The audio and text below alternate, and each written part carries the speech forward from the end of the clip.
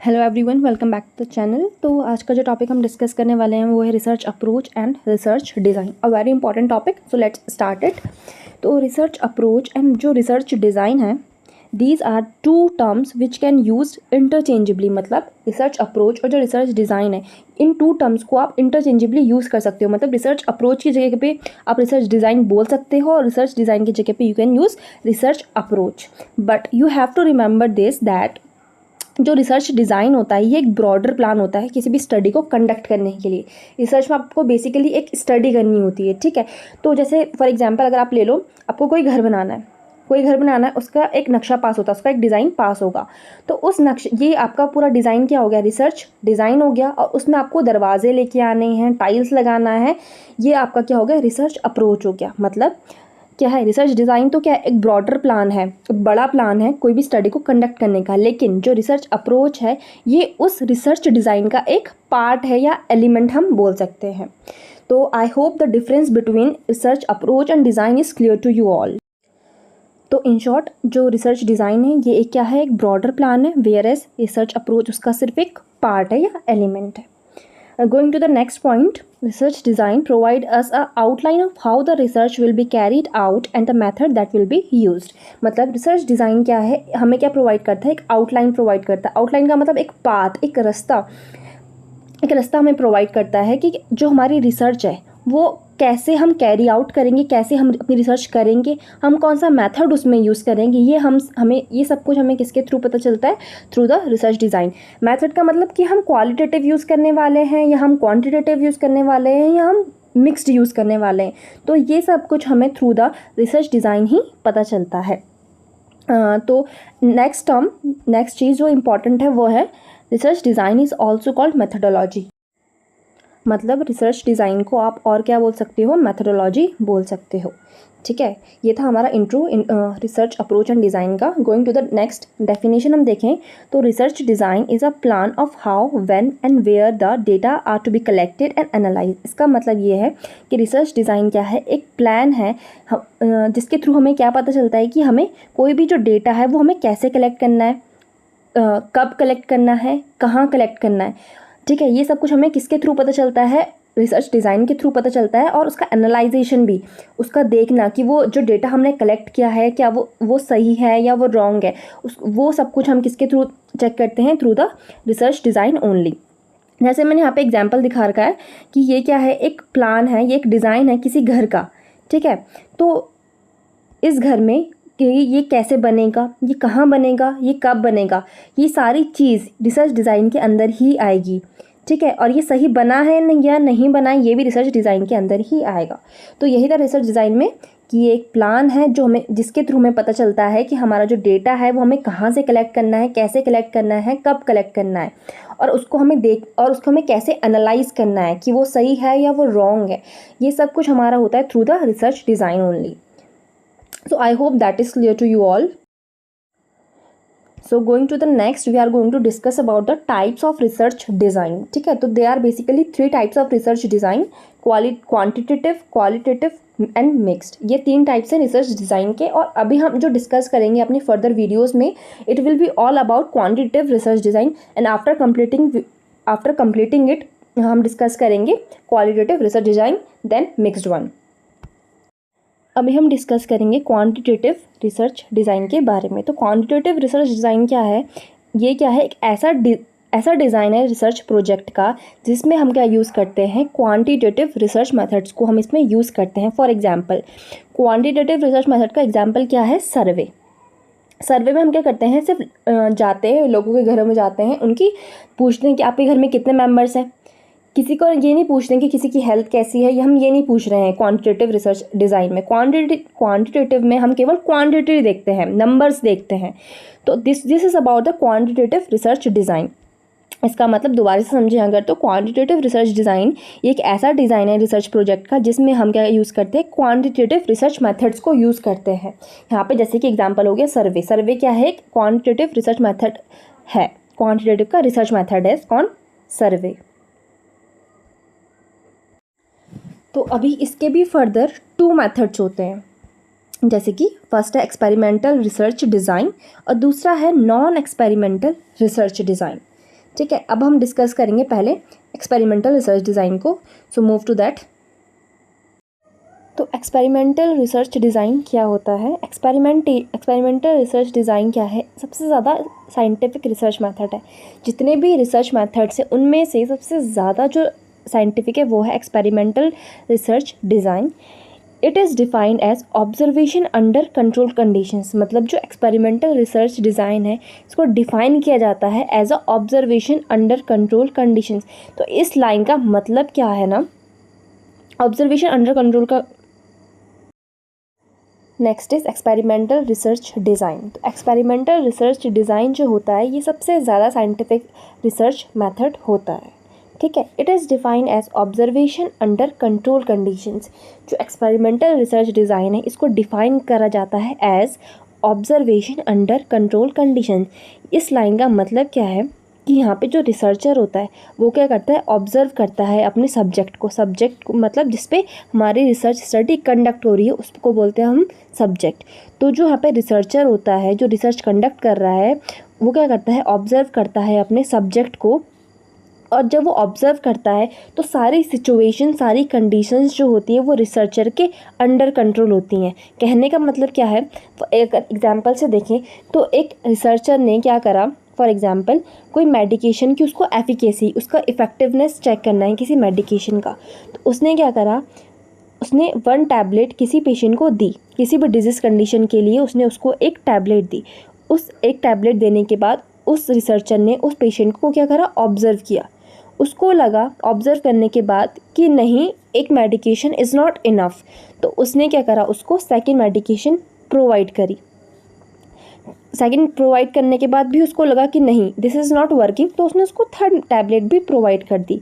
तो इस लाइन का यही मतलब है कि जो रिसर्चर होता है वो क्या करता है, ऑब्ज़र्व करता है। ऑब्ज़र्व तो करता है अपने सब्जेक्ट को, लेकिन वो क्या कर सकता है, उसका पूरा कंट्रोल भी होता है अपने सब्जेक्ट पे। जैसे कि जब उसका एक टैबलेट से उसकी जो डिजीज़ कंडीशन है उसमें कुछ इफ़ेक्ट नहीं दिख रहा था तो उसने उसको सेकंड टैबलेट भी दे दी। क्यों? क्योंकि सारी सिचुएशन जो है रिसर्चर के अंडर कंट्रोल है। तो इसी में तो एक्सपेरिमेंटल रिसर्च डिज़ाइन का कहने का मतलब यही है कि इसमें क्या होता है, जो रिसर्चर होता है वो ऑब्जर्वेशन करता है अंडर कंट्रोल कंडीशन। मतलब सारी कंडीशन उसके कंट्रोल में होती है। उसको 2 टैबलेट्स देनी है, उसको 1 टैबलेट देनी है, उसको 3 टैबलेट्स देनी है। ये सब कुछ अंडर कंट्रोल होता है ऑफ द रिसर्चर। ठीक है, I hope this line is clear to you all because this is a important line. अब जो एक्सपेरिमेंटल रिसर्च डिज़ाइन है it differs from the non experimental research design. Experimental research design अलग है non experimental से। किस aspect में कि जो नॉन एक्सपेरिमेंटल होता है ना उसमें हम कोई मैनिपुलेशन नहीं कर सकते। मैनिपुलेशन का मतलब होता है कुछ भी चेंजेस नहीं ला सकते हैं हम नॉन एक्सपेरिमेंटल में, और ना ही हमारा नॉन एक्सपेरिमेंटल में कोई कंट्रोल होता है। जैसे कि यहाँ पे तो रिसर्चर का क्या पूरा कंट्रोल था कि वो एक मेडिकेशन, एक टैब दे रहा था या 2 टैबलेट दे रहा था, यहाँ पे कंट्रोल था। एक्सपेरिमेंटल रिसर्च डिज़ाइन में कंट्रोल था, लेकिन नॉन एक्सपेरिमेंटल में ना ही वो कुछ चेंज कर सकता है ना ही उसका कंट्रोल होता है किसी भी वेरिएबल, किसी भी सिचुएशन। वेरिएबल मतलब यहाँ पे है सिचुएशन। तो यहाँ पे रिसर्चर का ना ही वो चेंज कर सकता है ना ही उसका कंट्रोल है किसी भी सिचुएशन पे। और जो नॉन एक्सपेरिमेंटल है वो केवल किस पे डिपेंड होता है, केवल ऑब्जर्वेशन पे। जो नॉन एक्सपेरिमेंटल है उसमें केवल और केवल जो रिसर्चर होता है वो ऑब्जर्व करता है। कुछ वो मैनिपुलेशन, कुछ चेंजेस नहीं करता है, कुछ कंट्रोल नहीं होता, सिर्फ ऑब्जर्व करता है। ठीक है, अब whereas in experimental research design we must manipulate a variable in order to determine if it affect on experimental group. मतलब जो एक्सपेरिमेंटल रिसर्च डिज़ाइन होता है इसमें हमें क्या करना पड़ता है, कुछ ना कुछ मैनिपुलेशन, कुछ ना कुछ चेंजेस करने पड़ते हैं अपने वेरिएबल, अपने सिचुएशन में, ताकि हम क्या देख सकें उसका क्या इफ़ेक्ट पड़ा है, उस मैनिपुलेशन का क्या इफ़ेक्ट पड़ा हमारे एक्सपेरिमेंटल ग्रुप। एक्सपेरिमेंटल ग्रुप मतलब जिसमें हमने एक्सपेरिमेंट किया, जिसमें हमने नई टैबलेट्स देखी उसमें क्या इफ़ेक्ट पड़ा है वो हम देख सकें। तो नेक्स्ट जो पॉइंट है हमारा ये वाला, इसको समझने से पहले हमें समझना पड़ेगा कि वेरिएबल क्या होता है, क्योंकि इसमें इंडिपेंडेंट वेरिएबल की बातें होंगी और डिपेंडेंट की भी। तो इससे पहले वेरिएबल हमें देखना पड़ेगा। अगर आपको वेरिएबल के बारे में नॉलेज है तो you can skip this part of this video. ठीक है, तो पहले डिस्कस करते हैं वेरिएबल क्या होता है।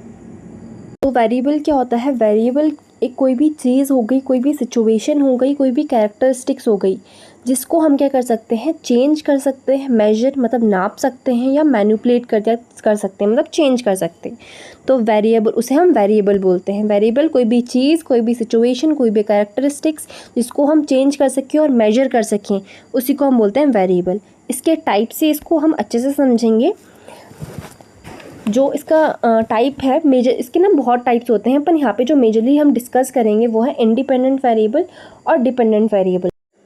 तो इंडिपेंडेंट वेरिएबल क्या हो गया, ये कोई स्टिमुलस, कोई भी एक्टिविटी है दैट इज़ मैनिपुलेट, जिसको हमने चेंज किया है ताकि हम उसका इफ़ेक्ट देख सकें, किसमें, डिपेंडेंट वेरिएबल में। ठीक है, एग्जाम्पल से अगर हम इसको समझें तो आपको पता है smoking causes lung cancer. Smoking से क्या होता है, लंग कैंसर होता है, ये सबको पता है। तो स्मोकिंग क्या है, हमारा कॉज है, ये कोई भी एक्टिविटी है, ठीक है, ये कॉज है, और इसकी वजह से हमारा क्या जो इफ़ेक्ट पड़ा है इस पे, डिपेंडेंट वेरिएबल पे, मतलब जो हमारा इंडिपेंडेंट वेरिएबल होता है ना, वो क्या होता है, कॉज होता है, और उसकी वजह से जिस पे इफ़ेक्ट पड़ता है वो होता है हमारा डिपेंडेंट वेरिएबल। ठीक है, तो यहाँ पे क्या है, हमारा स्मोकिंग क्या है, कॉज है, ये कोई भी स्मोकिंग क्या है, हमारा कोई भी हमारी एक ऐसी एक्टिविटी है जिसको अगर हम मैनिपुलेट करेंगे तो हमारा इफ़ेक्ट किस में देखने को मिल जाएगा, हमारा डिपेंडेंट वेरिएबल में। I hope that is clear to you. अब हम देखें डिपेंडेंट वेरिएबल क्या होता है। तो ये आउटकम होता है किसका, कॉज का, जो आपको आउटकम, जो रिजल्ट आपको देखने को मिला, ठीक है, उसको हम बोलते हैं dependent variable. It is a outcome या कोई भी रिस्पॉन्स अकर बाय चेंजेस या मैनिपुलेशन इन इंडिपेंडेंट वेरिएबल। मतलब इंडिपेंडेंट वेरिएबल में जब आपने कुछ भी मैनिपुलेशन करी, उसकी वजह से आपको जो इफ़ेक्ट देखने को मिला उसको हम बोलते हैं डिपेंडेंट वेरिएबल। ठीक है, कोई भी पेशेंट था, उसको आपने बोला कि 2 ईयर्स तक आप स्मोकिंग करो, आपको रिसर्च कंडक्ट करनी थी, आपने ये बोल दिया कि आप 2 ईयर्स तक क्या करो, स्मोकिंग करो। आपने मैनिपुलेशन कर दिया उसके लाइफस्टाइल में, आपने उसको बोल दिया 2 साल तक स्मोकिंग करो। अब इस मैनिपुलेशन की वजह से ये जो कॉज था, इसकी वजह से जो इफ़ेक्ट आपको देखने को मिला, आपने मैनिपुलेशन क्या करा, उसकी लाइफ में स्मोकिंग लेके आए, ये कॉज लेके आए, उसकी वजह से आपको जो इफ़ेक्ट देखने को मिला वो आपका हो गया dependent variable. I hope that is clear to you. और ये याद रखना है कि जो इंडिपेंडेंट वेरिएबल होता है वो कॉज होता है, उसकी वजह से जो इफ़ेक्ट पड़ता है वो होता है डिपेंडेंट वेरिएबल। ठीक है, तो हम थे इस लाइन पे, all experimental research have common characteristics. तो जितनी भी एक्सपेरिमेंटल रिसर्च होती हैं उन सब में कॉमन कैरेक्टरिस्टिक, उन सब में कुछ कॉमन चीज़ें होती हैं। ठीक है, और वो कॉमन चीज़ क्या है, मैंने आपको बताया कि जो एक्सपेरिमेंटल रिसर्च होता है उसके भी बहुत सारे टाइप्स होते हैं। तो उन सब में एक चीज़ कॉमन होती है, वो है मैनिपुलेशन। मैनिपुलेशन मतलब इन सब में हम मैनिपुलेशन ऑफ इंडिपेंडेंट वेरिएबल, मतलब सब सारे जितने भी एक्सपेरिमेंटल रिसर्च के टाइप्स होते हैं उन सब में हम मैनिपुलेशन मतलब चेंजेस ला सकते हैं उसके इंडिपेंडेंट वेरिएबल में। इंडिपेंडेंट वेरिएबल मैंने आपको बताया, उन सब के इंडिपेंडेंट वेरिएबल में हम चेंजेस ला सकते हैं, लेकिन जो उसका एक टाइप होता है, कौन सा टाइप है वो है ट्रू एक्सपेरिमेंटेशन। उस टाइप में हम क्या ला सकते हैं, उसमें हम मैनिपुलेशन तो ला ही सकते हैं, लेकिन उसके साथ साथ हम रैंडमाइजेशन भी कर सकते हैं और कंट्रोल भी कर सकते हैं। अब रैंडमाइजेशन और कंट्रोल क्या होता है वो अब नेक्स्ट स्लाइड में हम डिस्कस करेंगे, ये बहुत इंपॉर्टेंट टॉपिक है इसका, randomization and control. So let's start it. तो मैनिपुलेशन और कंट्रोल का टॉपिक स्टार्ट करने से पहले मैं आपको एक इंपॉर्टेंट पॉइंट बता देती हूँ कि जो एक्सपेरिमेंटल रिसर्च डिज़ाइन है, जिसके बारे में अभी तक हम पढ़ रहे थे, वो 2 क्लासिफिकेशंस में डिवाइड है। तो उसके 2 पार्ट्स हैं, एक है ट्रू एक्सपेरिमेंटल डिज़ाइन और एक है क्वासी एक्सपेरिमेंटल डिज़ाइन। नर्सिंग में हम क्या यूज़ करते हैं, क्वासी एक्सपेरिमेंटल डिज़ाइन हम यूज़ करते हैं अपनी रिसर्च के लिए। और क्यों करते हैं क्वासी एक्सपेरिमेंटल को, क्यों हम ट्रू एक्सपेरिमेंटल डिज़ाइन को नहीं यूज़ करते हैं, ये हम फर्दर जब हम इनको पढ़ेंगे तो उसमें we will discuss about it. ठीक है, तो let's move to the randomization and control topic. So now it is essential characteristics of true experimental research design. ठीक है, इसमें हम इंपॉर्टेंट एसेंशियल जो कैरेक्टरिस्टिक्स है ट्रू एक्सपेरिमेंटल रिसर्च डिज़ाइन की उनको डिस्कस करेंगे, जिसके अंदर वो 3 चीज़ें आती हैं जिसके बारे में आपको बताया था, वो है मैनिपुलेशन, कंट्रोल और रैंडमाइजेशन। अब इसको हम ओवरऑल देखेंगे कि ये क्या क्या होता है। तो सबसे पहले है मैनिपुलेशन। मैनिपुलेशन में हम क्या करते हैं, मैनिपुलेशन में जो रिसर्चर होता है, जो रिसर्च स्टडी कर रहा है, वो क्या करता है, वेरी करता है। वेरी मतलब चेंजेस लेके आता है कुछ, किसमें, इंडिपेंडेंट वेरिएबल में वो कुछ चेंजेस लाता है, और उसको चेंज करने के बाद, उस चेंजेस लाने के बाद वो क्या करता है, उस चेंज से क्या अफेक्ट पड़ा है किस पे, डिपेंडेंट वेरिएबल में, उसको वो ऑब्जर्व करता है। मतलब इन शॉर्ट अगर देखें तो जो रिसर्चर होता है वो क्या करता है, इंडिपेंडेंट वेरिएबल में वो कुछ चेंज करेगा। चेंज करने के बाद वो देखेगा कि इस चेंज की वजह से डिपेंडेंट वेरिएबल में क्या इफेक्ट पड़ा, उसको वो ऑब्जर्व करेगा। इस पे जो चेंज पड़ा उसको वो ऑब्जर्व करेगा। तो इसी को बोलते हैं मैनिपुलेशन, मतलब चेंज कर देना कुछ इंडिपेंडेंट वेरिएबल में, और उसके बाद उसका क्या असर पड़ा है डिपेंडेंट वेरिएबल में, उसको ऑब्जर्व करना। इसी को बोलते हैं मैनिपुलेशन। तो एग्जाम्पल जैसे अगर देखें कि एक रिसर्चर है, उसने क्या करी, अपनी स्टडी कंडक्ट करी है किस पे, उसको ये देखना है कि कितना इफेक्टिव है क्लोरहेक्सिडिन माउथ वॉश कितना इफेक्टिव है वैप प्रिवेंट करने में, वैप को बचाने में। वैप मतलब वेंटिलेटर एक्वायर्ड निमोनिया जो होता है उसको प्रिवेंट करने में जो क्लोरहेक्सिडिन माउथ वॉश है वो कितना इफेक्टिव है, उसको ये चेक करना है। तो उसने क्या करा, क्लोरहेक्सिडिन क्या है हमारा यहाँ पे इंडिपेंडेंट वेरिएबल, और डिपेंडेंट वेरिएबल कौन है, जो वेंटिलेटर एक्वायर्ड निमोनिया है। ठीक है, अगर हम ये लेके आ जाएंगे तो जो वैप है इसका रेशियो क्या हो जाएगा, कम हो जाएगा। अगर हम क्लोरहेक्सिडिन माउथ वॉश को यूज़ करना स्टार्ट कर दें तो वेंटिलेटर एक्वायर्ड निमोनिया क्या हो जाएगा, कम हो जाएगा। तो यहाँ पे रिसर्चर ने क्या करा, यहाँ पे उसने इंडिपेंडेंट वेरिएबल को लेके आया। उसके बाद उसने चेंज देखा किस पे, आईसीयू पेशेंट्स के में जो वैप हो रहा था उसमें उसने चेंज देखा। तो उसने मैनिपुलेट क्या किया कि आईसीयू में माउथ वॉश नहीं यूज़ हो रहा था, उसने मैनिपुलेट करा, वो लेके आया क्लोरहेक्सिडिन माउथ वॉश। अब उसकी वजह से क्या इफ़ेक्ट पड़ा वैप में, इसको यही है हमारा मैनिपुलेशन।